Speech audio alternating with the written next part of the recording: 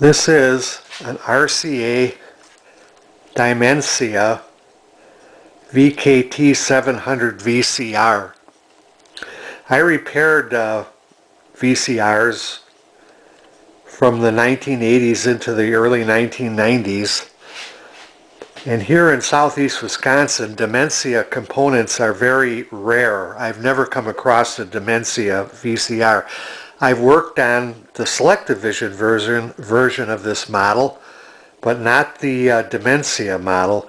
And of course the difference between the Dimensia model and the selective vision model, one of the differences anyways, is this has a data port in the form of an RCA jack that interfaces with a Dimensia television or an audio video center, which is basically, it's a CPU controlled device that with your intelligent remote control turns on the various devices in the Dimensia line according to what you want to do. If you want to watch a video, or if you want to listen to the radio, or if you want to just watch television, it will turn on and off various components.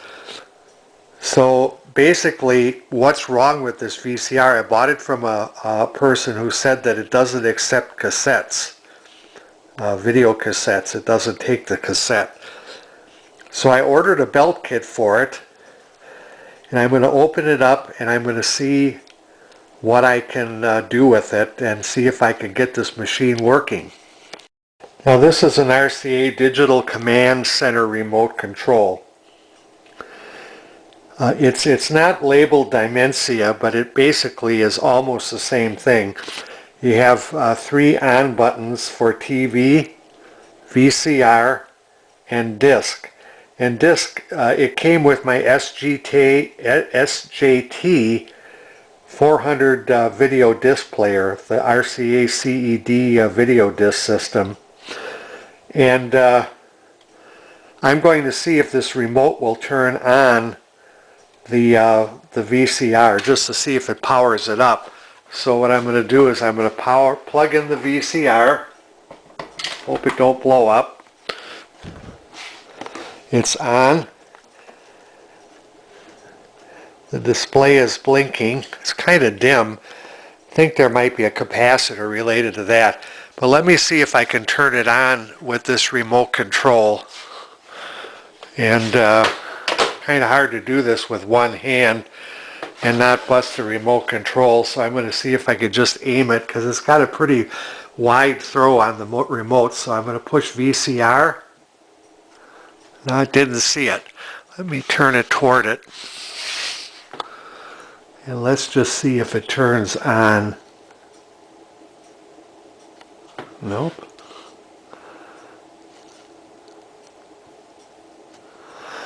Well, let me try it again.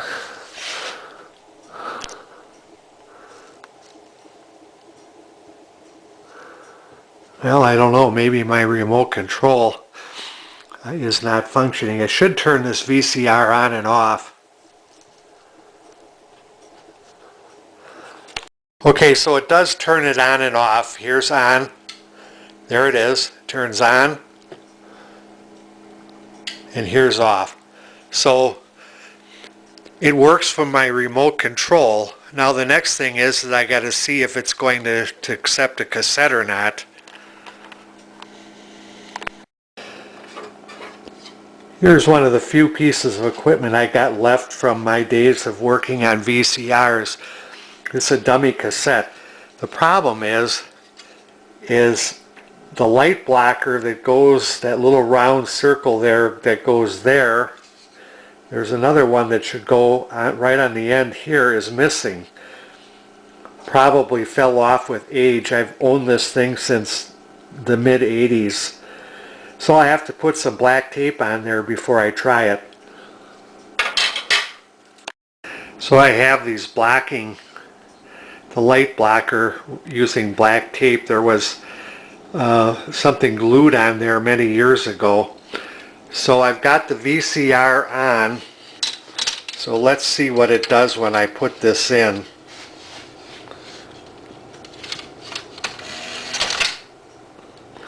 Okay, so accepted the dummy cassette.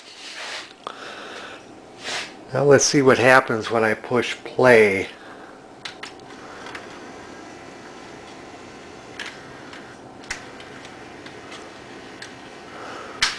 Okay, it shuts off, but the reason it shuts off is because there's nothing on this. This has to turn. I believe that there's a Hall effect device on there that detects if that supply hub is turning or not. So let me see if I could just turn it enough to fool it. Let me see. Play.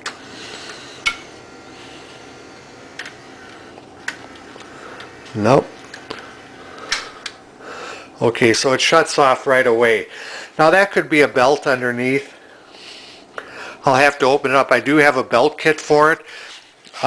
This, I believe, is the counter belt, and the belt feels in good condition, but I have a replacement for it if I need it. In order to be able to raise the circuit board up, you have to take the front off so that you can actually lift this up when you take the screws out.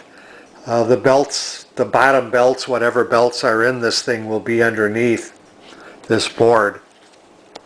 Well, taking it this far apart was a fruitless attempt, because if I look under here, there's only two belts and these belts are in very good condition, which shows how well this machine was made. This was made by Hitachi and very high end. The belts are still usable, and there's only two small belts. There's no capstan belt because there's individual motors. So the problem, maybe I need to put an actual tape cassette into it, but I'll start putting this back together.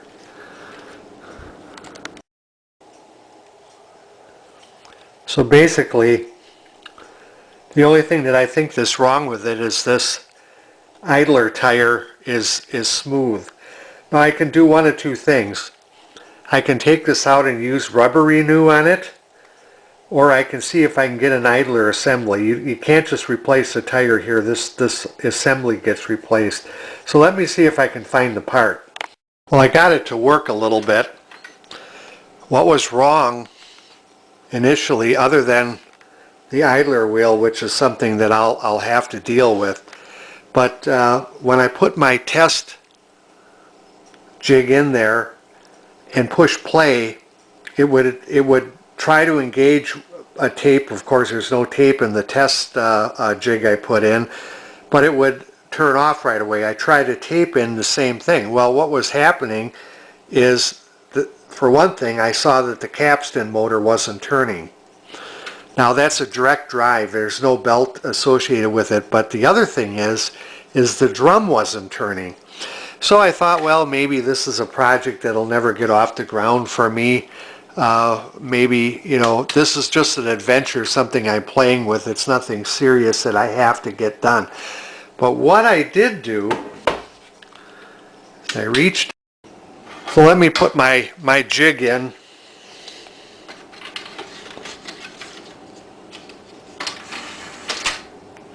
And push play. Now what I do notice is I hear noise from the drum. Now I don't know, that could be, I've heard of those drum assemblies failing, and I don't even know if this thing would put any video out. But if I put a tape in it, because of the bad idler wheel, it tends to not want to wrap the tape up. And the idler wheel type system on these things was always a nemesis in these VCRs. When those things would get shiny, people's machines would eat up their tapes. All kinds of stuff would go wrong if they didn't know how to take the tape out by either rewinding it first to make sure the tape went back into the cassette. So basically, I got it working to this point. The next step would be to see if it puts video out. But I got to deal with the idler wheel first. This is a brand new idler assembly that I just got for this VCR. It came in the mail today. And so far, I think it brings my total investment in purchasing and buying parts for this VCR to just under $30. I'm going to install it. This is a very common failure item in early VCRs from the early 80s on going up to the 90s. They would polish up, the rubber tire would polish up and slip and cause all kinds of problems that would cause the machine not to work. So I'm going to install this and then resume taking another video to see how this fixes the tape transport, see if the transport fast forward, rewind, and play works the way it should. Okay, here's the new one. Here's the old one. Now the thing that's strange, I don't know if it was sent, sent this way, I think it was, but the little tiny retainer ring that goes to hold these two pieces together was missing. Luckily, I had a leftover parts from my many years ago VCR days, and I still had this thing. So I had one in there so I could fix it and put it together. I don't know if that was a mistake. It shouldn't have been sent out that way, but it was missing. And I have the new idler assembly installed. Okay, I've loaded my dummy cassette shell. So let's push play.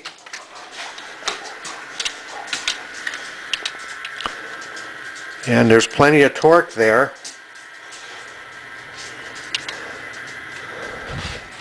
Okay, let's stop it.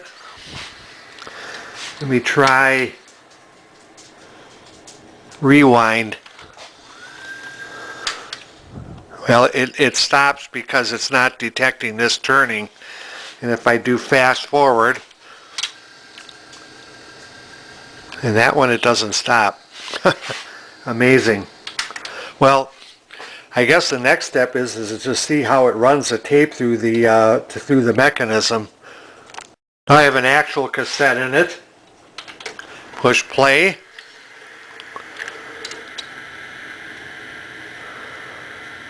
Somebody recorded this one at SLP, maybe even the 8-hour mode. But let me stop it. Now the important one is the rewind. And it's rewinding pretty good.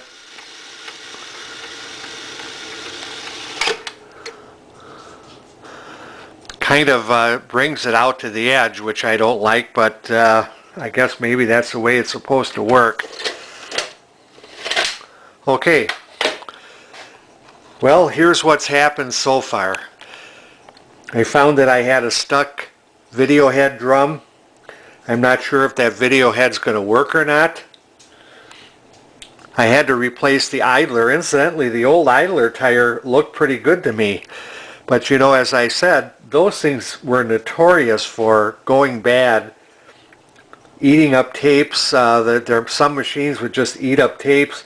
People pull this cassette out if they could get it out, and the tape would stay behind. So anyways, I replaced the idler assembly. I got the drum unstuck. The belts that are in it, it only has small belts out of the kit. There's no capstan belt or anything, because that's direct drive. The belts that are on this thing are serviceable. I'll probably eventually change them, but I want to see if this thing now puts video out. This one does.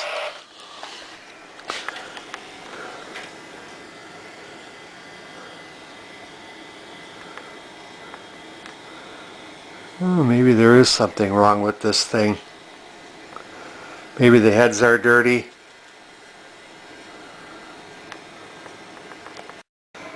There's a lot of noise or dropouts.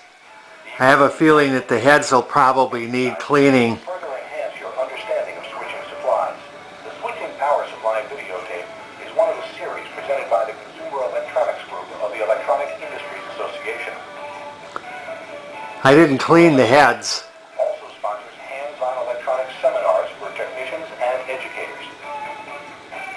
Well, it has one of two problems. Either the head drum is bad or the heads just need cleaning. I'll try cleaning the heads.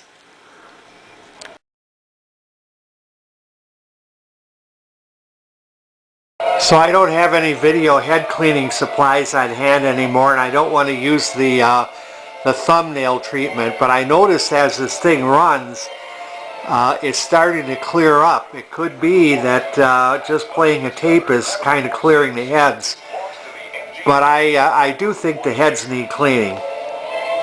So I'll leave it go at that. At least I got this thing working, and yeah, it's clearing itself up. So I'll play around with this a little more, and then I'll just close this video at this point. I think that's about enough on this Dimensia RCA VCR.